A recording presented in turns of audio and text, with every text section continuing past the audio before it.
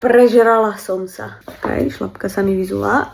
Bola som na jarmoku, stretla som tam rodinu, tešili sme sa, ja som sa tešila, ona sa tešila, ja som si dala langoš, ona si dala tortilu. Ja už som bola prežratá, to sú také langoše ako tanier, ale ten satelitný. No ona tam mala, ja neviem, 3-4 tie tortily a už nevládala. A teraz prišiel ten zlomový bod, že daj si. A už mi to nakladala na tanier a ja vravím, že nie, nechcem, že ja mám dosť. Ale už mi to tam dala. A ja teraz, že dilema, musím to zjesť. Hej, ale žalúdok už nevládal. Žalúdok už opúšťal priestory brušnej dutiny. Dala som si jedno sústo, druhé sústo. Ešte som si to namáčala do takej tej omáčky, čo má tak 500 kalórií. Myslela som, že umrem po ceste. Ja som potom ešte sadla na bicykel, že nech spálim nejaké kalórie. Tak som šlapala a bolo mi zle na bicykli. Nahnevaná som bola, takáto som bola, ako na tom obrázku, že zle mi je.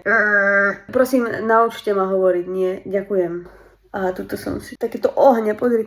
Ježiš, vykalbím si ruku kvôli vám. To sú plámeniaky, čo? Ja potrebujem ísť na nejaký kurz, kde budeme hovoriť nie. A tam budú také testy, také spoločenské situácie a cieľom bude hovoriť nie. Teraz je to príznačné, niekto mi volá. Teraz nie.